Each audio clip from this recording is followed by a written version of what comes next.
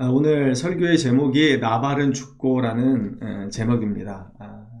제목에서 이야기하는 것처럼 나발이 죽었습니다. 그리고 나발이 죽은 것으로 오늘 이야기는 끝나지 않습니다. 지혜로운 여인, 총명한 여인, 하나님의 은혜를 구할 줄 아는 여인이었던 이 아비가일이 다윗의 아내가 되는 것으로 오늘 이 장면은 마무리를 하게 됩니다.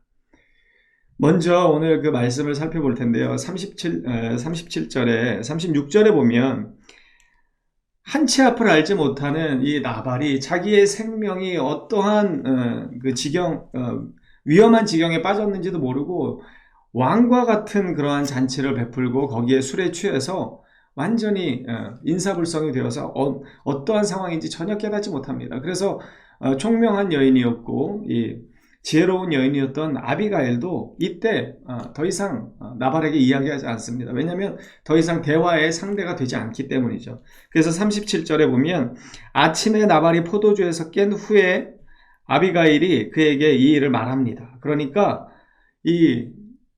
그때서야 나발의 마음에 충격을 받습니다. 그 400명이나 되는 군사가 자기의 목숨을 해하기 위해서 다윗의 군사가 자기의 집으로 왔었다는 이 놀라운 사실을 듣고 나니까 마음이 얼어붙는 것이죠. 그래서 여기 몸이 돌과 같이 되었다는 이 말은 이 돌이 되었다는 것입니다. 강한 충격에 의해서 엄청난 그 압박을 받게 되는 것이죠. 그리고 그 앞에 그 낙담하다라는 이 단어는 어떠한 뜻이냐면 그가 기뻐했잖아요. 술을 먹으면서 기뻐했는데 이제는 그 마음이 죽어버린 마음이 된 것입니다. 죽어버린 상태의 마음이 된 거죠. 그리고 나니까 이 마음 가운데 그 기쁨이 사라지고 두려움과 괴로움이 가득 차고 그래서 그 마음이 이제 완전히 죽어진 상태가 되다 보니까 그것에 대한 반응으로 몸이 돌과 같이 변하는 그러한 경험을 하게 되는 것이죠. 그리고 38절은 분명히 우리에게 이렇게 이야기합니다. 38절 보시면 한 열흘 후에 여호와께서 나발을 치심에 그가 죽으니라. 하나님께서 나발의 어리석음 그리고 하나님께서 세우신 자 다윗에 대한 그의 악행을 하나님이 친히 이렇게 갚으시는 장면이 38절에 기록되어 있습니다. 26절에 우리 어저께 나누었던 것처럼 아비가일이 이렇게 고백했습니다. 내 주여 여호와께서 살아계심을 두고 맹세하노니 내 주도 살아계시거니와 내 주의 손으로 피를 흘려 친히 보복하시는 일을 여호와께서 막으시는 것이다. 그러니까 아비가일과 다윗이 만났을 때 아비가일이 했던 이야기인데요. 하나님께서 이것을 막는 것이다. 당신으로 하여금 무죄한 피를 흘리지 않도록 하기 위한 그 만남이 바로 나와 당신의 만남이다라고 이 아비가일이 이야기했고 32절에도 보면 다윗이 아비가일에게 그 말을 그대로 받아서 이렇게 이야기하죠. 오늘 너를 보내어 나를 영접하게 하신 이스라엘의 하나님 여호와를 찬송할지로다. 그러면서 그 찬송의 이유가 무엇입니까? 34절에 보면 나를 막아 너를 해하지 않게 하신 이스라엘의 하나님 여호와의 살아계심을 두고 맹세한다. 이렇게 이야기합니다. 내가 살인하지 않도록 하나님께서 너를 만나게 하신 것, 내가 그것 때문에 하나님께 감사한다라고 다윗도 고백하고 있는 것이죠.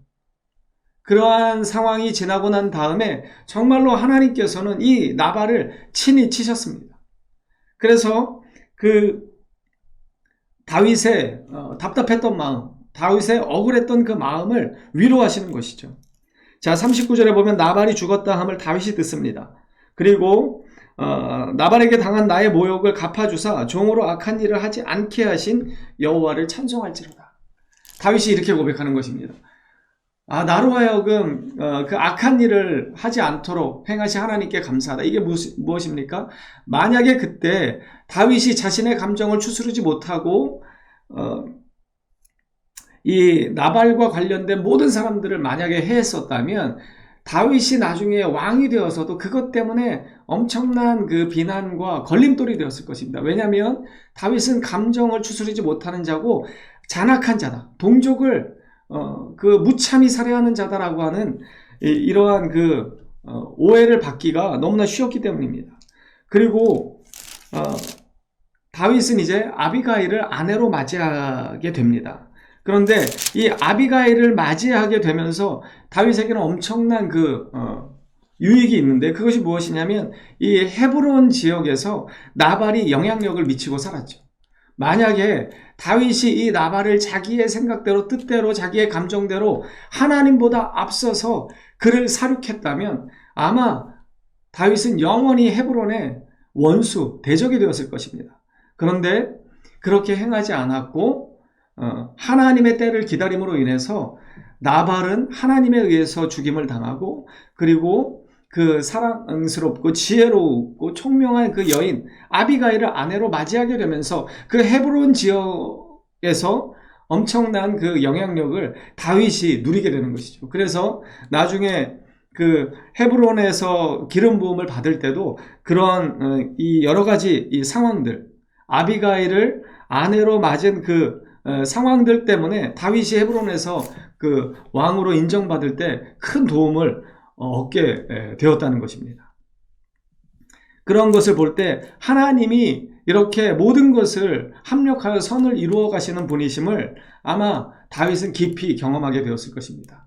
만약에 그렇지 않고 다윗이 그 나발을 자기의 손으로 죽였다면 그 이후에는 엄청난 생각하지도 못했던 많은 걸림돌과 어려움과 더 큰 핍박이 다윗의 삶을 기다리고 있었을 것입니다. 그런데 어찌됐든 다윗은 아비가일을 통해서 그 자기의 감정을 추스렀고 하나님의 때를 기다렸습니다. 그러고 나니까 이렇게 하나님께서 친히 나발을 치실 뿐만 아니라 이 아비가일을 아내로 맞이하는 이 놀라운 일들이 벌어집니다. 그리고 오늘 이 아비가일의 모습도 마찬가지입니다. 여전히 지혜롭고 겸손한 아름다운 모습을 보여주는데 41절에 보면 아비가일이 일어나 몸을 굽혀 얼굴을 땅에 댑니다. 자신의 남편이었던 나발의 죄로 인해서 다윗을 처음 만날 때 행했던 그 동일한 행동을 여전히 하고 있습니다. 겸손한 모습으로 그렇게 다윗의 명을 받들겠다 이야기하는 것이죠. 그러면서 42절에 보면 아비가일이 급히 일어납니다. 나귀를 타고 그를 뒤따르는 처녀 5과 함께 다윗의 전령들을 따라가는데 처녀 5, 몸종이 5입니다. 그러니까 아비가일은 아주 부유한 사람이었죠. 그럼에도 불구하고 아비가일이 뭐라고 그 앞부분에 이야기하냐면 41절 그 끝절에 보면 내 주의 여종은 내 주의 전령들의 발 씻길 종이니 당신들이 보내신 이 부하들의 발을 씻길 정도의 사람입니다라고 자기 자신을 너무나 낮춥니다. 이러한 것을 보면 하나님께서 이 아비가일을 다윗의 아내로 허락하심으로 인해서 이 헤브론 지역에서의 막강한 영향력을 다윗에게 허락하고 계심을 우리는 알 수 있습니다. 그리고 44절에 보면 마치 무언가 다른 이야기처럼 사울이 그의 딸 다윗의 아내 미갈을 갈림에 사는 라이스의 아들 발디에게 주었다 이렇게 이야기합니다. 이것은 사울이 다시금 다윗 앞에서 그렇게 회개하고 무언가 다윗을 높이 평가했던 것에 비교하자면 그의 마음이 다시 또 돌아섰음을 우리는 미루어 짐작할 수 있습니다. 왜냐하면 다윗에 대한 보복으로 인해서 그 미갈을 다른 곳으로 시집 보내는 것을 우리는 알 수 있기 때문입니다. 여러분, 그 믿음으로 산다는 것은 주님의 십자가 뒤에 서는 것입니다. 내가 십자가 앞으로 나서는 것이 아니라 주님의 십자가 뒤로 숨는 것이고 주님의 십자가 뒤를 따르는 것입니다. 언제든지 내가 앞서는 것이 아니라 주님께서 어떻게 행하시는지를 바라보고 그 뒤를 따르는 자가 바로 믿음의 사람들입니다. 오늘 다윗은 이 나발이 죽고 그리고 이 아름다운 여인이고 지혜로운 여인 아비가일을 얻게 되면서 헤브론에 그 영향력을 끼치게 되었습니다. 이 모든 일련의 상황들을 통해서 다윗이 경험했을 것은 무엇이냐면 하나님의 선하심이고 하나님의 살아계심이고 하나님의 간섭하심이고 하나님의 그 합력하여 선을 이루어 가시는 주님의 구원의 능력을 다윗은 경험했을 것입니다. 이 모든 놀라운 하나님의 은혜들을 다윗이 경험할 수 있었던 유일한 한 가지 방법이 있었는데 그것이 무엇이냐면 바로 하나님 앞에서 간 것이 아니라 하나님 뒤에서 간 것입니다. 우리도 마찬가지죠. 많은 사람들이 믿음으로 산다고 하지만 여전히 내가 앞설 때가 너무나 많이 있습니다. 부족한 이 사람도 마찬가지죠.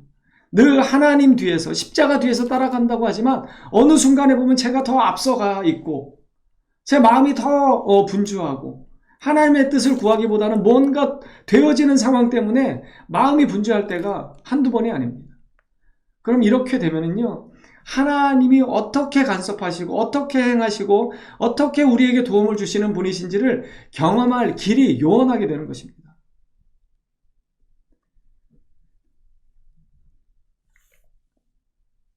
우리는 언제나 나의 뜻보다는 그래서 하나님의 뜻을 구하는 사람이 되어야 합니다.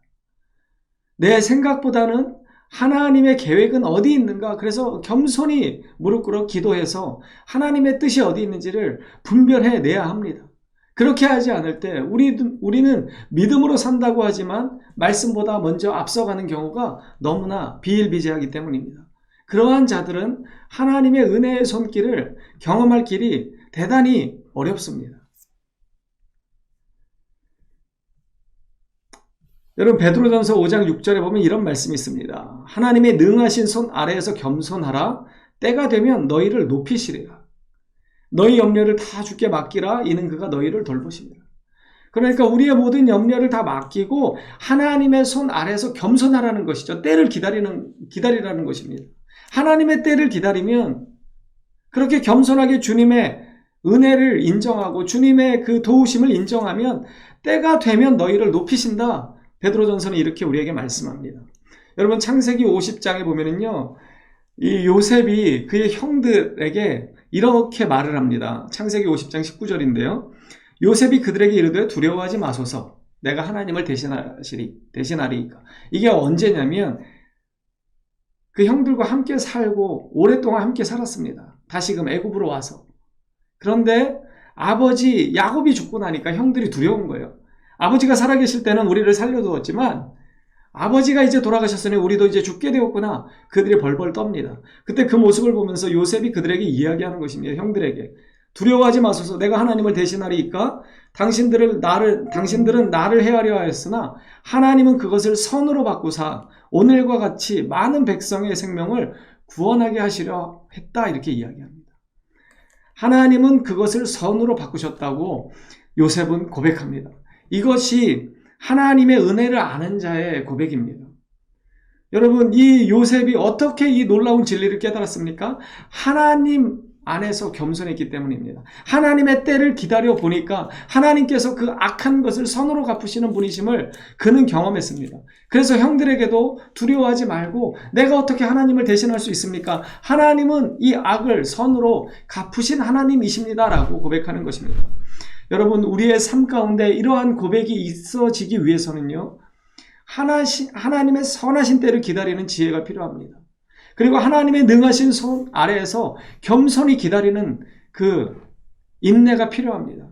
그렇게 주님의 손 아래에서 겸손히 인내할 때 하나님의 그 능력이 어떻게 드러나는지 우리는 경험할 수 있습니다. 내가 십자가보다 앞서고 내가 말씀보다 앞서고 내가 하나님보다 앞서면 하나님의 일하심을 우리는 볼 수가 없습니다.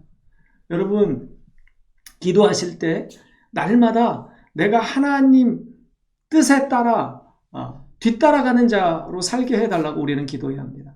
십자가 능력 뒤로 내가 숨는 자가 되게 해달라고 기도해야 합니다. 내가 앞서고 내가 주님보다 나서는 자가 아니라 주님 뒤에서 주님의 뒤를 묵묵히 따르는 믿음의 백성이 되게 해달라고 기도해야 합니다. 그렇게 살아갈 때 우리 안에 하나님의 놀라운 역사들이 채워질 줄 믿습니다. 저와 여러분이 오직 십자가 뒤에서 묵묵히 따르는 이 믿음의 겸손의 삶을 살아가게 되기를 간절히 소망합니다.